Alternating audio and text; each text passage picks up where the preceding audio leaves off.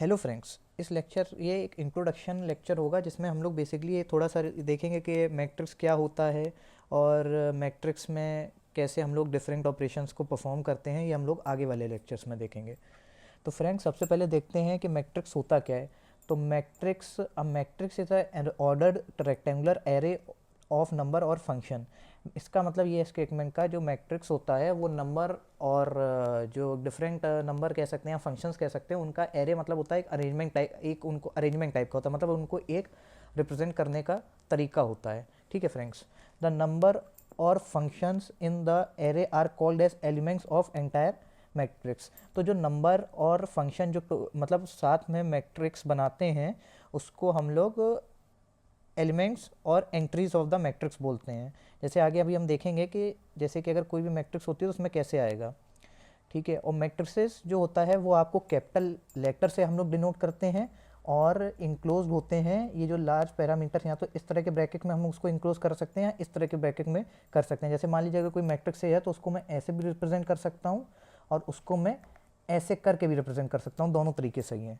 ठीक है फ्रेंड्स, अब देखिए रोज और कॉलम्स कौन से होते हैं मैट्रिसेस में। तो जो horizontal lines of elements in a matrix उसको हम लोग रो बोलते हैं। जैसे कि मान लीजिए कि जो A B C D E F, तो जो ए बी सी है ये एक रो है और डी ई एफ ये दूसरी रो है। ठीक है, मैट्रिक्स में। और कॉलम्स क्या होते हैं? कॉलम्स होते हैं जैसे मान लीजिए मेरे पास एक मैट्रिक्स गिवन है A B C D E F, तो इसमें जो ए बी है ये पहला कॉलम हो गया, सी डी दूसरा कॉलम हो गया, ई एफ तीसरा कॉलम हो गया। ठीक है फ्रेंड्स, ये आप लोग वैसे भी जानते होंगे। फ्रेंड्स, अब हम लोग देखेंगे कि ऑर्डर ऑफ मैट्रिक्स क्या होता है। देखिए, order of a matrix, the order of a matrix is defined by the number of rows and the number of column. If a matrix has m rows and n columns, its order is denoted as m cross n। इसमें यहाँ पे ये लिखा हुआ है कि जो matrix है उसका ऑर्डर हम लोग डिफाइन करते हैं, उसमें कितने नंबर ऑफ रोज हैं, कितने नंबर ऑफ कॉलम्स हैं। ठीक है, और अगर किसी मैट्रिक्स में आप मान लीजिए कि n कॉलम्स हैं और m रोज हैं और n कॉलम्स हैं तो उसका ऑर्डर होगा m क्रॉस n फ्रेंड्स। अब एक एग्जांपल हम लोग समझते हैं कि हम लोग ऑर्डर कैसे लिखेंगे। जैसे मान लीजिए हमको मैट्रिक्स ए ये गिवन है, ठीक है, तो इसमें कितने रोज हैं? तो देखिए इसमें एक और दो रोज हैं, तो इसमें नंबर ऑफ रोज मतलब m कितने हो गए? दो हो गए। और इसमें कॉलम कितने हैं? एक दो तीन, तो इसमें तीन कॉलम है, तो नंबर ऑफ कॉलम्स यानी n कितने हो गए? थ्री। तो ऑर्डर ऑफ मैट्रिक्स होता है m क्रॉस n, तो कितना हो जाएगा? Two cross three friends. अब देखिए फ्रेंड्स, हम लोग देखेंगे कि नोटेशन ऑफ एलिमेंट्स कैसे होता है मैट्रिक्स में। जैसे कि general matrix order of A M cross N is denoted as A equals to A I J M cross N. ठीक है फ्रेंड्स, ये मतलब एक रिप्रेजेंटेशन का तरीका होता है। The element A I J refers to the entry in the ith row and jth column. तो फ्रेंड्स, इसमें यहाँ पे ये लिखा हुआ है कि जो एलिमेंट ए आई जे है तो इसमें जो पहला लेटर होता है जो यहाँ पे आई है ये रिप्रेजेंट करेगा कौन सा रो है, और जो दूसरा लेटर होगा वो रिप्रेजेंट करेगा कौन सा कॉलम है फ्रेंड्स। ठीक है, अब देखिए फ्रेंड्स हम लोग यहाँ कट अब देखिए फ्रेंड्स यहाँ पे हम लोग इस एग्जांपल से ये देखेंगे कि हम लोग कैसे डिनोट करेंगे कि कौन सा एलिमेंट। जैसे मान लीजिए हम लोग ने पीछे एग्जांपल दिया था, जैसे जो अभी हम लोग ने प्रीवियस सॉल्व किया था जिससे हम लोग ने देखा था रो और कॉलम कितने, जिसका हमने ऑर्डर निकाला था मैट्रिक्स का। अब उसमें देखेंगे हम लोग A12 पे कौन सा होगा। तो A12 पे जैसे मान A12 है तो इसका क्या मतलब है? पहली रो और दूसरा कॉलम। ठीक है फ्रेंड्स, तो पहली रो गई आपकी ये और इसमें दूसरा कॉलम हो गया ये, तो एलिमेंट कौन सा आ गया आपका? 5। ठीक है फ्रेंड्स, तो A12 की वैल्यू क्या हो जाएगी? 5। देखिए यहाँ पे A12 जो है उसकी वैल्यू यही आई है 5। ठीक है फ्रेंड्स, सिमिलरली अब जैसे A12 की वैल्यू जो आई है यहाँ पे 5 है फ्रेंड्स। ठीक है, अब A23 जो होगा वो हमको निकालना होगा। इसका क्या मतलब हो गया? दूसरी रो और तीसरा कॉलम। ठीक है फ्रेंड्स, तो यहाँ दूसरी रो हो गई आपकी ये वाली और तीसरा कॉलम हो गया ये वाला, तो ये वैल्यू क्या आ रही है? -2। ठीक है फ्रेंड्स, तो A23 की वैल्यू क्या आ जाएगी? A23 की वैल्यू आ जाएगी आपकी -2 फ्रेंड्स।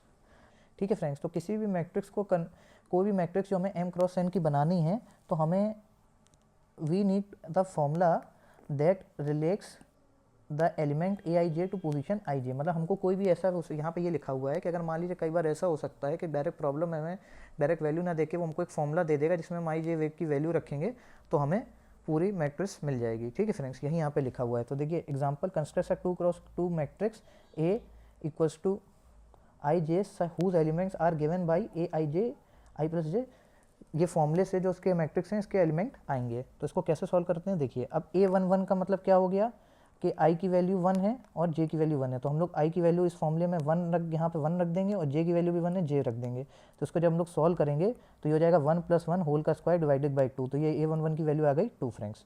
ठीक है, अब A12 कैसे निकलेगा, तो यहाँ पे i की वैल्यू रख देंगे 1 और j की वैल्यू 2 रख देंगे और इसका स्क्वायर कर देंगे और डिवाइड बाई 2 कर देंगे। तो इससे हमारा देखिए आगे कैसे, यही मैंने किया है 1 + 2 होल का स्क्वायर डिवाइडेड बाई 2, तो ये वैल्यू आ गई 9/2 A12।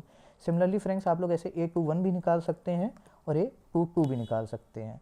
ठीक है फ्रेंड्स, और ऐसे जब हम लोग सॉल्व कर लेंगे तो जो हमारी जो पीछे जो हम लोग ये वैल्यूज़ अभी हम लोग ने निकाली हैं, इसको हम लोग उनकी जो पोजीशन है उसी पे प्लेस कर देंगे। जैसे देखिए A12 तो ये हो जाएगा पहली रो और दूसरा कॉलम, तो ये वाली जो वैल्यू है 9/2 वो यहाँ पे आनी चाहिए, देखिए वो यहीं पे आई है। ठीक है फ्रेंड्स, अब हम लोग फ्रेंड्स ये देखेंगे कि टाइप्स ऑफ मैट्रिसेस कौन कौन सी होती हैं। जैसे कि मान लीजिए रो मैट्रिक्स कौन सी मैट्रिक्स हो गई, देखिए रो मैट्रिक्स का मतलब वो मैट्रिक्स है जिसमें केवल एक रो हो, मतलब एक रो हो। जैसे यहाँ पे देखिए 5 - 1 0, ये एक रो मैट्रिक्स है क्योंकि इसमें केवल एक ही रो है। अगर मल्टीपल रो हो जाएंगे तो रो मैट्रिक्स नहीं होगी। कॉलम मैट्रिक्स का मतलब क्या है, आप समझ सकते हैं कि एक ही कॉलम होना चाहिए, है ना, जैसे कि ये हो गया।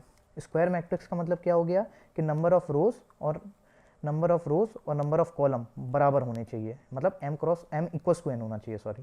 तो देखिए यहाँ पे 2 रो हैं और 2 कॉलम हैं, तो ये स्क्वायर मैट्रिक्स हो गई। ठीक है फ्रेंड्स, डायगोनल मैट्रिक्स को कौन सी मैट्रिक्स होती है, डायगोनल मैट्रिक्स वो स्क्वायर मैट्रिक्स होती है जिसमें all non diagonal elements are 0, मतलब जो एलिमेंट्स जो नॉन डायगोनल, जो एक डायगोनल पोजीशन हो गई आपकी, इसके अलावा जो भी एलिमेंट्स होंगे वो सारे 0 होंगे। ठीक है फ्रेंड्स, और जितने भी ए, मतलब ये इसको हम ऐसे भी कर सकते हैं कि जो ए आई जे है वो इक्वल्स टू 0 है for all I where I is not equals to J, मतलब जहाँ आई जे बराबर नहीं है वहाँ ये जो वैल्यू होगी एलिमेंट्स की वो 0 हो जाएगी, क्योंकि आई जे केवल बराबर होते हैं डायगोनल पे, और डायगोनल पे देखिए डायगोनल पे यहाँ वैल्यू 0 नहीं है। ठीक है फ्रेंड्स, अब फ्रेंड्स हम लोग देखते हैं स्केलर मैट्रिक्स क्या होती है। तो स्केलर मैट्रिक्स वो होती है diagonal matrix where all diagonal elements are equal.